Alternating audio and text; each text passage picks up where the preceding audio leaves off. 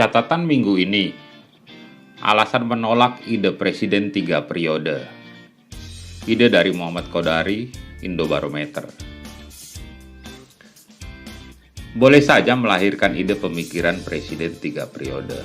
Dasar pemikiran Qodari memasangkan Jokowi dan Prabowo pada Pilpres 2024 guna meredam polarisasi dan bahkan mengikis radikalisme dan intoleransi di negeri ini.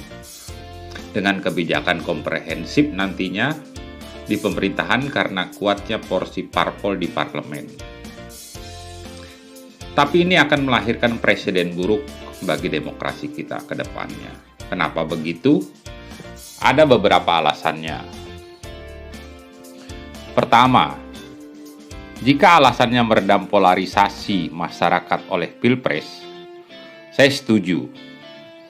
Karena dalam dua Pilpres yang lalu, 2014 dan 2019, sangat kentara sekali karena memainkan isu SARA dan hoax.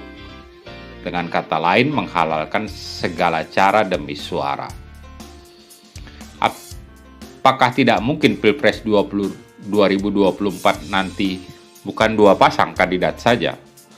Jika melihat komposisi perolehan partai suara pada 2019 dan partai koalisi yang boleh mengajukan kandidat atau presiden threshold yaitu 20% sesuai Undang-Undang Nomor 42 Tahun 2008 tentang pemilu, capres dan cawapres, sangat mungkin akan ada 3 bahkan lebih kandidat pasangan calon pada Pilpres 2024 nanti. Kedua, saya sepakat kategori Qodari dalam membagi warna parpol dalam Islam progresif sampai nasional protektif. Tapi karakter parpol di negara kita tidak jelas identitasnya dan ideologinya. Karenanya dalam Pilpres nanti, sangat mungkin koalisi parpol hanya atas dasar take and give seperti yang terjadi dalam berbagai pilkada selama ini. Ketiga, jika asumsi Qodari bahwa calon kuat nanti Prabowo dan Anies, sekalipun dalam banyak survei mengatakannya, di sini saya tidak sepakat dalam melihatnya.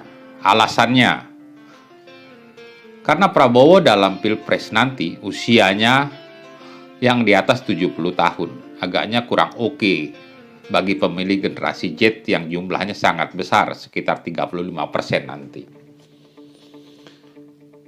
Dan apa yang menarik dari seorang Prabowo bagi generasi muda? Saat ini pun Prabowo sebagai Menhan dan Ketua Lumbung Pangan Nasional tidak terlihat kinerjanya, cenderung diam-diam baik. Bahkan nggak ada suaranya. Hal lainnya, kita tahu dalam 2 Pilpres lalu bagaimana Prabowo bisa begitu percaya dengan orang di sekelilingnya tanpa cross-check.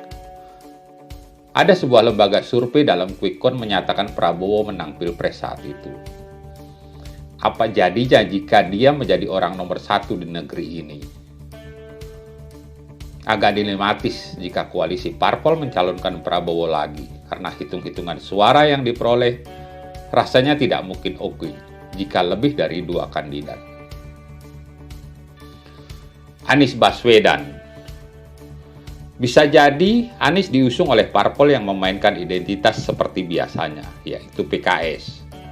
Maaf kata, dan ini agak subjektif. Anies hanya bisa omong dan tidak mampu mengurus negara sebesar ini. Jika melihat track record-nya dalam pilkada dan kinerjanya sebagai gubernur DKI, dia kartu mati untuk capres atau cawapres sekalipun. Saya tidak mampu membayangkan jika Anies dicalonkan apalagi sampai terpilih. Mohon ampun kepada Tuhan agar hal itu tidak terjadi. Anies hanya mampu memainkan pencitraan tanpa bisa bekerja dan menghalalkan segala cara demi tujuannya.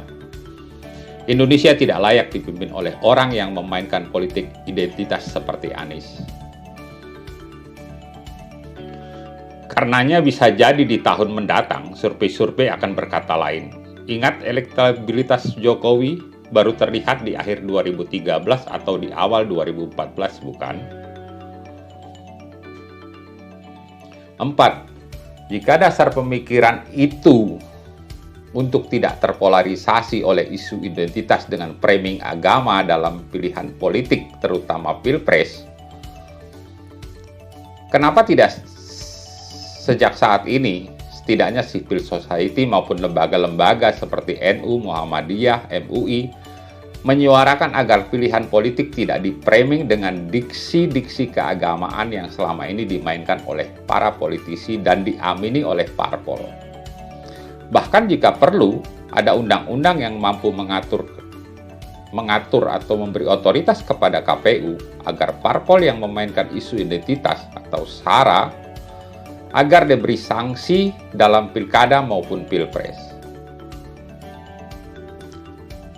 Akhir kata, maaf Bung Kodari, Anda seorang ilmuwan politik, jelas Anda bicara dan berangkat dari fakta dan data. Tapi boleh kan saya tidak setuju dengan ide Anda. Karena karakter dan kultur pemilih serta parpol kita sangat berbeda dari kacamata politik negara-negara yang sudah demokrasinya mapan sekalipun.